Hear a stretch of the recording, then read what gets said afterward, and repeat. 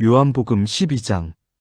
6월절 엿새 전에 예수께서 베다니에 이르시니 이곳은 예수께서 죽은 자 가운데서 살리신 나사로가 있는 곳이러라. 6월절 엿새 전이라 함은 주후 30년 니산월 8일경으로 추정되며 이는 예수님의 마지막 한 주간이 시작되는 중요한 시점이었도다. 베다니로 다시 오신 것은 매우 대담한 결정이었으니 이곳은 예루살렘에서 불과 3km 떨어진 곳으로 종교 지도자들의 수배망이 촘촘히 펼쳐진 위험지역이었기 때문이다. 그러나 예수님께서는 나사로와 두 자매에 대한 사랑과 하나님의 때가 이르렀다는 확신으로 이곳을 찾으셨던 것이다.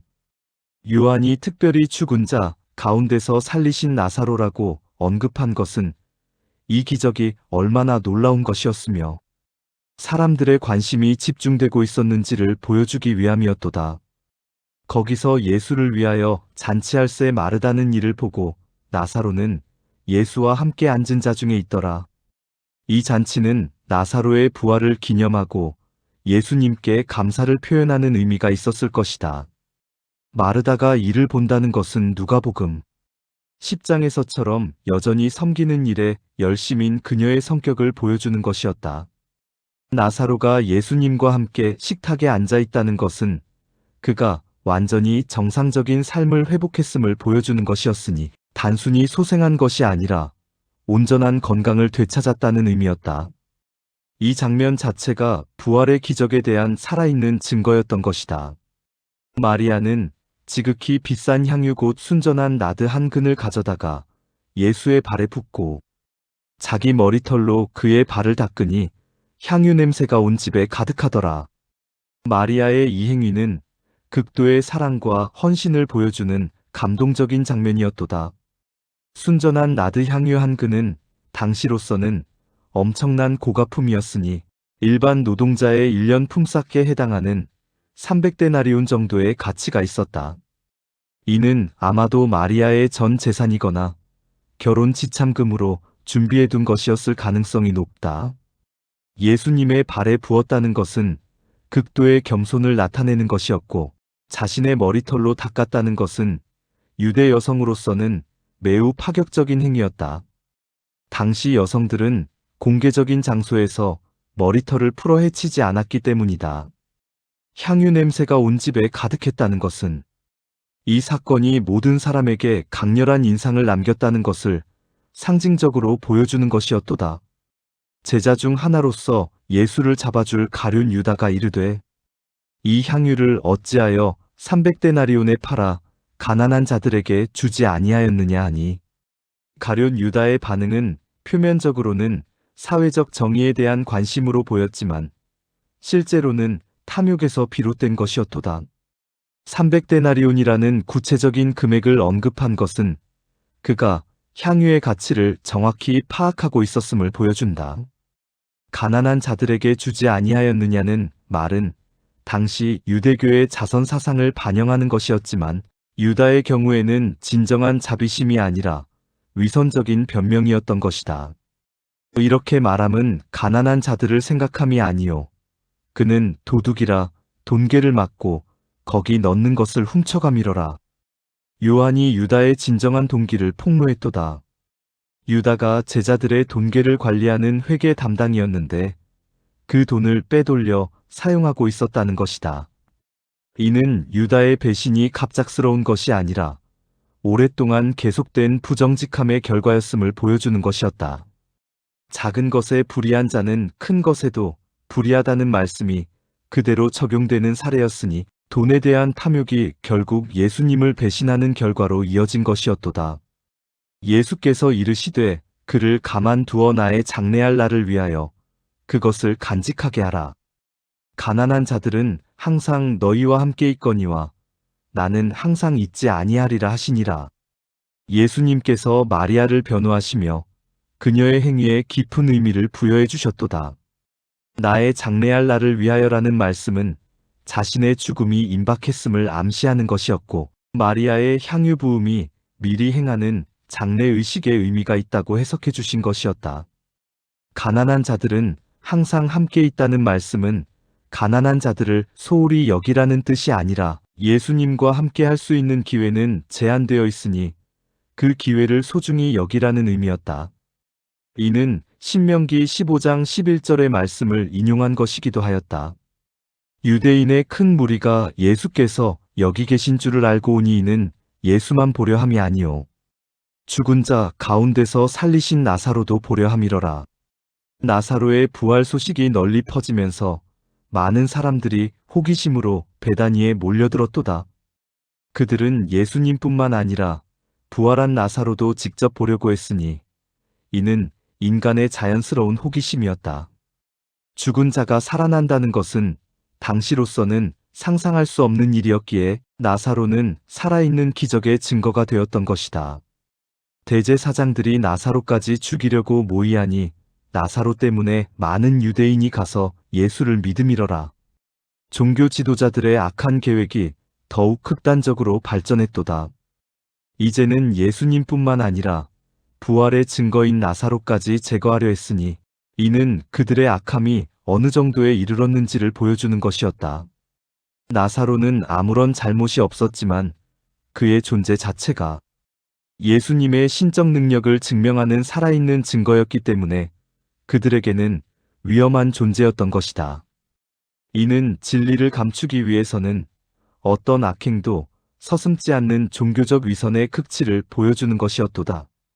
이튿날에는 명절에 온 큰 무리가 예수께서 예루살렘으로 오신다 함을 듣고 종려나무 가지를 가지고 맞으러 나가 외치되 호산나 찬송하리로다 주의 이름으로 오시는 이곳 이스라엘의 왕이로다 하더라. 예수님의 예루살렘 입성은 구약 스가랴 9장 9절의 예언이 성취되는 순간이었도다. 종려나무 가지는 승리와 기쁨의 상징이었으니 마카비 혁명 때도 승리를 기념하며 종려나무 가지를 흔들었던 역사가 있었다.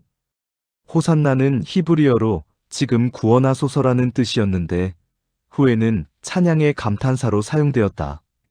사람들이 이스라엘의 왕이라고 외친 것은 정치적 메시아에 대한 기대를 담은 것이었으니 그들은 여전히 로마로부터의 정치적 해방을 기대하고 있었던 것이다. 예수는 한 어린 나귀를 보고 그 위에 타시니 이는 기록된 바 시온 따라 두려워하지 말라 보라 너의 왕이 나귀 새끼를 타고 오신다 함과 같더라. 예수님께서 나귀를 타신 것은 매우 상징적인 행위였도다. 당시 왕들은 보통 위풍당당한 말을 타고 입성했지만 예수님께서는 겸손하고 온유한 나귀를 택하셨다. 이는 스가랴 9장 9절의 예언을 성취하는 것이었으니 평화의 왕으로 오시는 메시아의 성격을 보여주는 것이었다. 어린 나귀는 아직 사람이 타본 적이 없는 새끼 나귀를 의미했으니 이는 거룩한 목적을 위해 구별된 것임을 나타내는 것이었도다. 제자들은 처음에 이 일을 깨닫지 못하였다가 예수께서 영광을 받으신 후에야 이것이 예수께 대하여 기록된 것임과 사람들이 예수께 이같이 한 것임이 생각났더라. 제자들의 후일 깨달음에 대한 언급은 성령의 조명 사역을 보여주는 것이었도다. 당시에는 단순히 사람들의 열광적 환영으로만 여겼지만 예수님의 부활, 승천 후 성령이 오셔서 그들에게 모든 것을 생각나게 하실 때 요한복음 1426구약 예언의 성취였음을 깨닫게 되었던 것이다. 이는 영적 진리의 깨달음이 때로는 시간이 지난 후에 완전해진다는 것을 보여주는 교훈이었다. 나사로를 무덤에서 불러내어 죽은 자 가운데서 살리실 때에 함께 있던 무리가 증언하니 이 표적 행하심을 들은 까닭에 무리가 그를 맞더라. 나사로 부활의 목격자들이 지속적으로 이 기적을 증언했기에 예수님에 대한 관심이 절정에 달했던 것이다. 이들의 증언은 매우 강력했으니 직접 보고 경험한 사실이었기 때문이다. 이는 복음 전파에서 개인적 체험 간증이 얼마나 중요한지를 보여주는 사례였도다. 이에 바리새인들이 서로 말하되 볼지어다 너희 하는 일이 쓸데없다. 보라온 세상이 그를 따르는도다 하니라. 바리새인들의 이 탄식은 그들의 절망감을 잘 나타내는 것이었도다. 지금까지 예수님을 막으려던 모든 노력이 수포로 돌아갔고 오히려 그분의 영향력은 더욱 커져만 갔던 것이다. 온 세상이 그를 따른다는 표현은 과장법이긴 했지만 예수님의 인기가 절정에 달했음을 보여주는 것이었다. 또한 이는 훗날 복음이 온 세상으로 전파될 것에 대한 무의식적 예언이기도 하였다. 명절에 예배하러 올라온 사람 중에 헬라인 몇이 있는데 그들이 갈릴리 벳세다 사람 빌립에게 가서 청하여 이르되 선생이여 우리가 예수를 배웁고자 하나이다 하니 헬라인들이 예수님을 만나려 한 것은 매우 의미 깊은 사건이었도다. 이들은 아마도 유대교로 개종한 이방인들이거나 하나님을 경외하는 이방인들이었을 것이다. 그들이 빌립에게 부탁한 것은 빌립이 헬라식 이름을 가진 갈릴리 출신으로 헬라 문화에 익숙했기 때문일 것이다. 우리가 예수를 배웁고자 하나이다는 정중한 요청은 이방인들도 예수님께 관심을 갖기 시작했음을 보여주는 중요한 징조였다. 빌립이 안드레에게 가서 말하고 안드레와 빌립이 예수께 가서 여쭈니 빌립이 안드레와 상의한 것은 이방인들을 예수님께 소개하는 일이 신중을 요하는 문제였기 때문일 것이다. 안드레는 항상 사람들을 예수님께 데려오는 일에 적극적이었던 제자였기에 빌립이 그와 상의한 것은 현명한 판단이었다. 예수께서 대답하여 이르시되 인자가 영광을 받을 때가 왔도다. 헬라인들의 방문을 들으신 예수님께서 때가 왔다고 선언하신 것은 의미심장한 반응이었도다. 이방인들까지 자신을 찾는 것을 보시고 이제 온 세계를 위한 구속 사역을 완성할 때가 되었다고 판단하신 것이었다. 인자가 영광을 받을 때라는 표현은 십자가와 부활을 통해 얻으실 영광을 가리키는 것이었으니 고난을 통한 영광이라는 역설적 진리를 나타내는 것이었다. 진실로 진실로 너희에게 이르노니 한 알의 밀이 땅에 떨어져 죽지 아니하면 한 알 그대로 있고 죽으면 많은 열매를 맺느니라. 예수님께서 자신의 죽음의 필요성을 아름다운 비유로 설명하셨도다. 밀알의 비유는 죽음을 통한 생명의 원리를 보여주는 것이었으니 씨앗이 썩어야 새로운 생명이 싹 트는 것처럼 예수님의 죽음을 통해서만 많은 영혼들이 구원받을 수 있다는 것이었다. 이는 대속의 원리를 자연계의 법칙으로 설명하신 탁월한 교훈이었도다.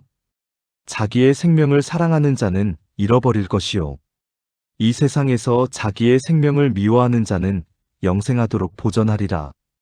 예수님께서 제자도의 원리도 동일한 패러다임으로 설명하셨도다. 자기의 생명을 보존하려는 자기중심적 삶은 결국 영적 죽음을 가져오지만 하나님의 뜻을 위해 자신을 희생하는 삶은 영원한 생명을 얻게 된다는 것이었다. 이는 모든 그리스도인이 걸어야 할 십자가의 길을 보여주는 것이었도다.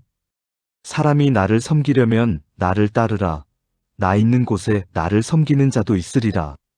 사람이 나를 섬기면 내 아버지께서 그를 귀히 여기시리라. 예수님께서 참된 섬김의 조건과 상급을 제시하셨도다. 섬김의 첫 번째 조건은 따르는 것이었으니 이는 예수님의 발걸음을 좇아 십자가의 길을 걷는 것을 의미했다. 그리고 예수님이 계신 곳에 함께 있게 될 것이라는 약속은 영원한 교제에 대한 보장이었다. 하나님 아버지께서 그를 귀히 여기신다는 것은 최고의 상급이었도다.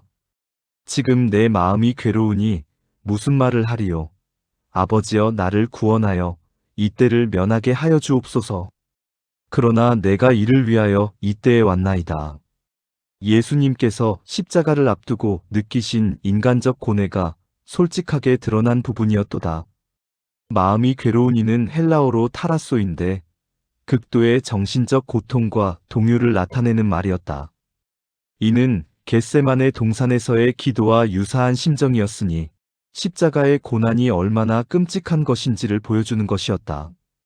그러나 즉시 내가 이를 위하여 이때에 왔나이다라고 하시며 하나님의 뜻에 순종하겠다는 결단을 보이셨던 것이다.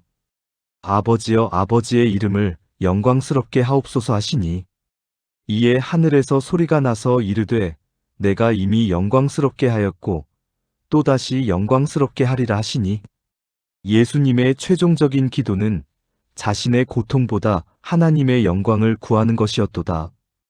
이에 하늘에서 음성이 들려 응답해 주셨으니 이는 예수님의 지상 사역에서 세 번째 하늘의 음성이었다. 세례 받으실 때와 변화산에서에 이어 세 번째였던 것이다.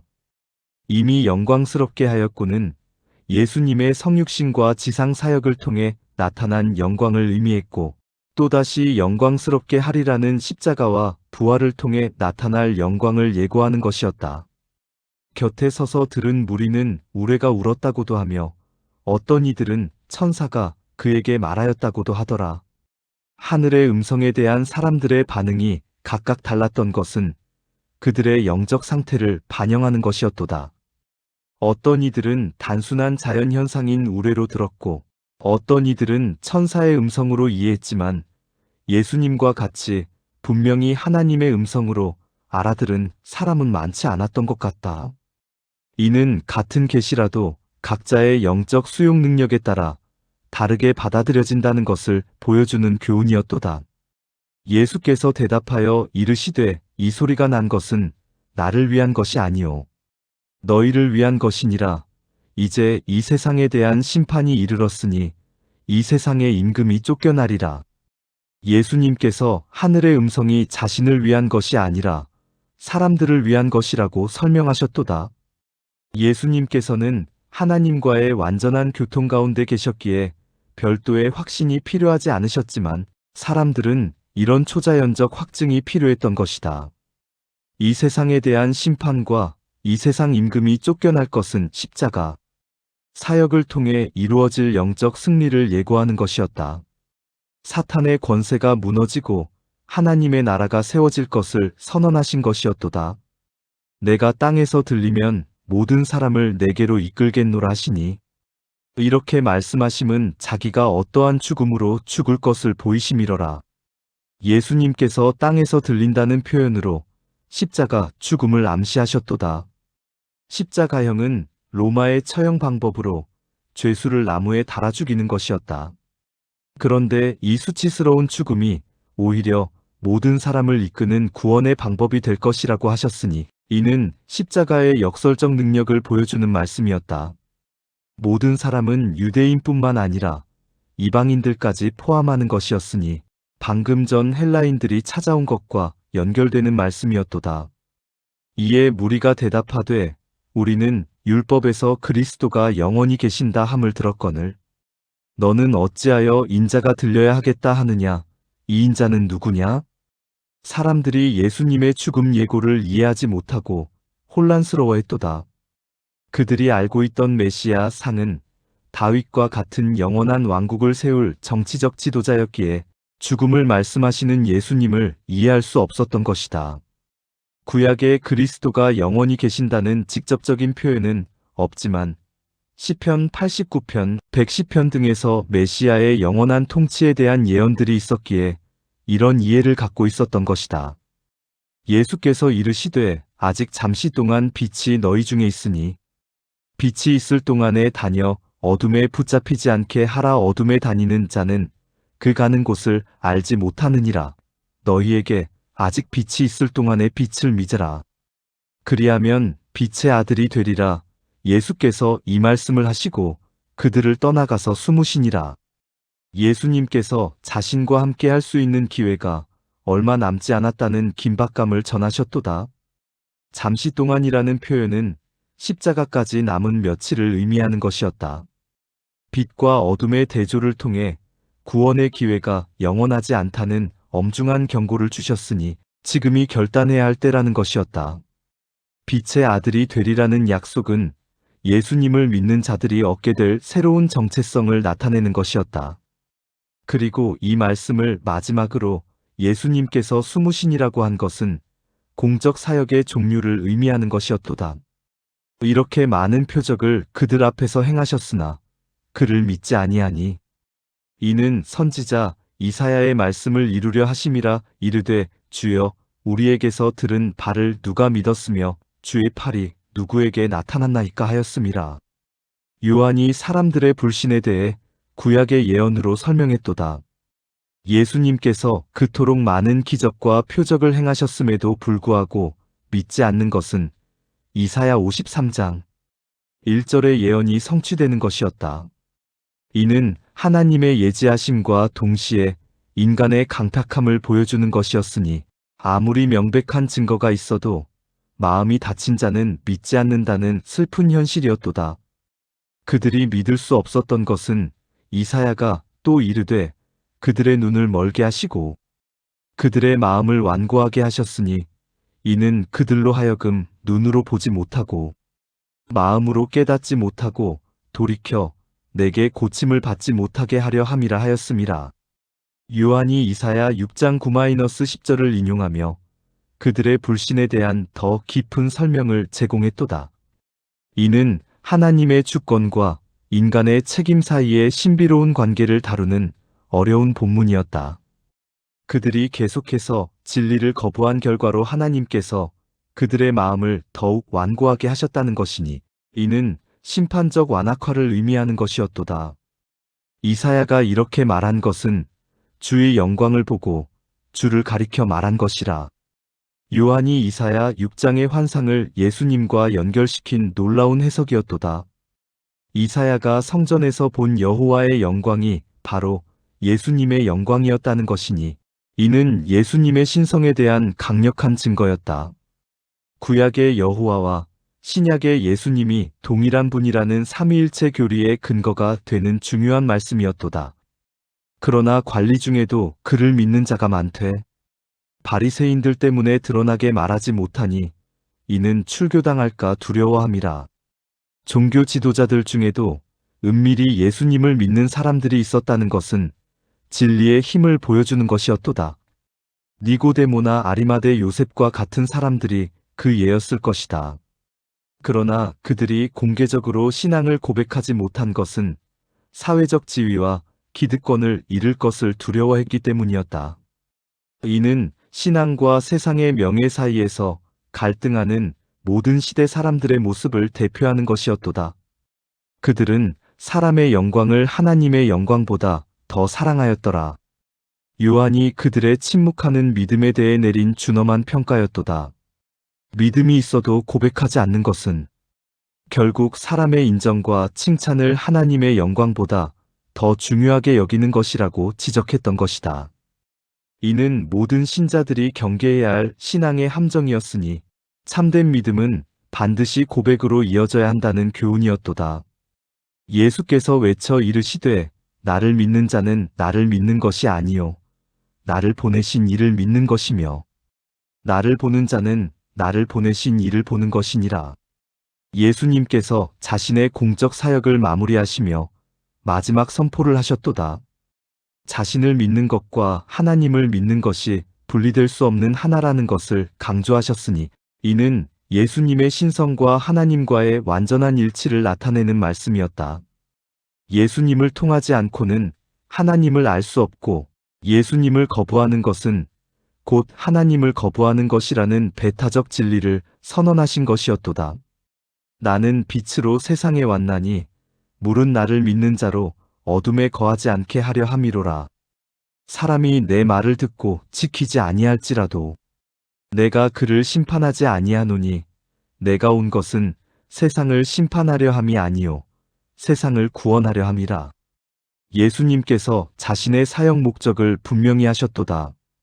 첫 번째 오심의 목적은 심판이 아니라 구원이었다는 것이니 이는 하나님의 사랑과 자비를 보여주는 것이었다. 그러나 이것이 심판이 없다는 의미는 아니었으니 둘째 오심 때는 심판주로 오실 것이기 때문이었다. 나를 저버리고 내 말을 받지 아니하는 자를 심판할 이가 있으니 곧 내가 한 그 말이 마지막 날에 그를 심판하리라. 내가 내 자의로 말한 것이 아니오. 나를 보내신 아버지께서 내게 말할 것과 이를 것을 친히 명령하여 주셨으니 나는 그의 명령이 영생인 줄 아노라.